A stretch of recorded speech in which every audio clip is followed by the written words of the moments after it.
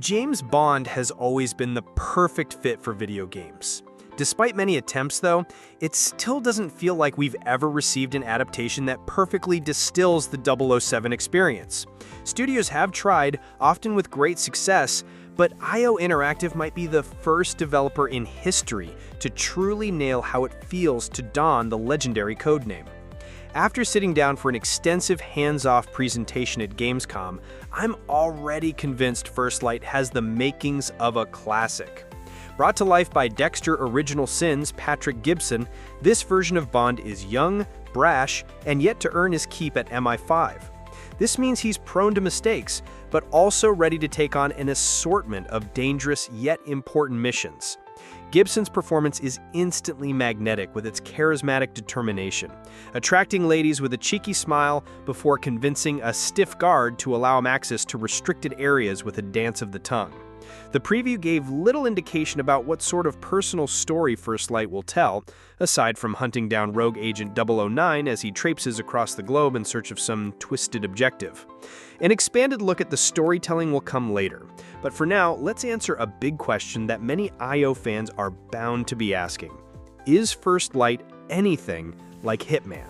007 First Light is more than just Hitman with a new coat of paint. The short answer is yes. There are core parts of First Light that feel like an expanded take on Agent 47's multifaceted escapades. Our mission follows Bond and a couple of his colleagues driving towards a prestigious black tie event in the Slovakian mountains, where hundreds of millionaires have gathered to watch a high-pressure chess match take place.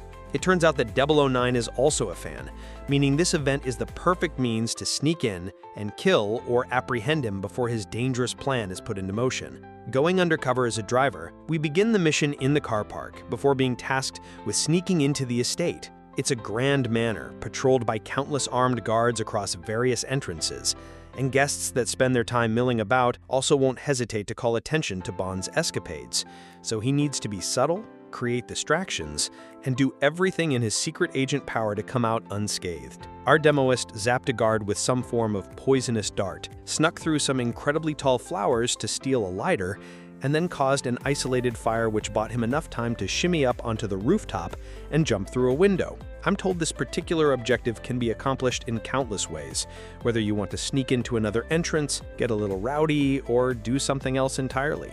Obviously, most of the missions will end the same way regardless of how much you experiment, but it still floors me that First Light is offering so much experimentation in a blockbuster like this in the first place. After making his way inside and flirting with some of the housemaids, Bond spots his target and uses his Q-Watch, a device which essentially acts like Batman's detective vision, as a way to scout out the environment. We skipped ahead to later in the mission. Now it seems our cover has been blown, as Bond emerges from the main entrance with bruises on his face and a new lady friend in tow. Together, they jump into a gorgeous orange car before giving chase to 009. What follows is an excellent sequence in which you race through fields, avoid sudden flocks of sheep, and do everything in your power to not drive into traffic. Sadly, Bond didn't die once during our demo, nor did IO Interactive see fit to drive off the road for a few unscripted shenanigans. If I was playing, it would have been a very different story. Dodge, duck, dip, dive, and dodge bullets for Her Majesty's Secret Service. After catching up with 009, we descend into a private military Air Force base where our friend is about to take off to another country, but only if we're unable to stop him. Bond rocks in and starts shooting up the place in spectacular fashion, beginning with a pistol, but able to use all the weapons he finds across the environment or loot off enemies. The action is incredible, and it already feels like each situation can be approached from a variety of perspectives. It all kicks off when a guard notices Bond, and he is given the license to kill by his superiors, a mechanic which comes into play whenever an enemy intends to kill Bond. He's defending himself after all, and it would be awfully tedious if one of the coolest secret agents on the planet had to stick to non-lethal options all the time. Bond doesn't hold back either, since most of his kills are wonderfully lethal and over the top. You can punch a gun out of an enemy's hand, catch it, and then shoot him in the face. It's also possible to get into a fist fight and send both Bond and his assailant flying off a ledge, only for the poor mercenary to cushion your fall. Melee and ranged combat are matched with such satisfying precision here, a far cry from the stiff pointing and shooting of Hitman, where defending yourself in a guns-blazing firefight rarely felt like a viable strategy. Here, you seem to be encouraged to fight, sneak, and utilize gadgets in equal measure.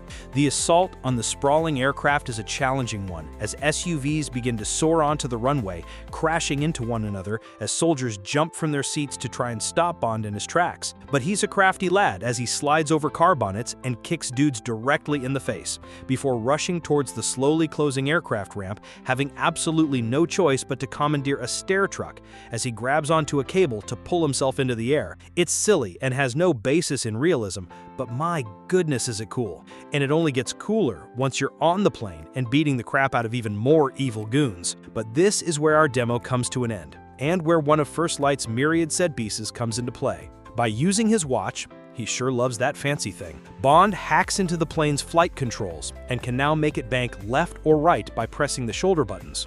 With a single touch, you can send the aircraft and all the things inside it, whether it be living soldiers or anything not nailed down, flying about the place. This can be used to kill your foes or create pieces of dynamic cover, but the destruction only lasts for so long as our boy is flung from the airplane and sent hurtling through the sky. Now his job is to survive and pinch a parachute from a poor sod who happens to have one attached to him.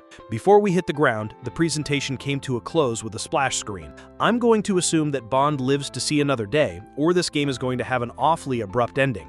But I saw enough to know that 007 First Light is shaping up to be one of the most refreshing action blockbusters the medium has seen in years.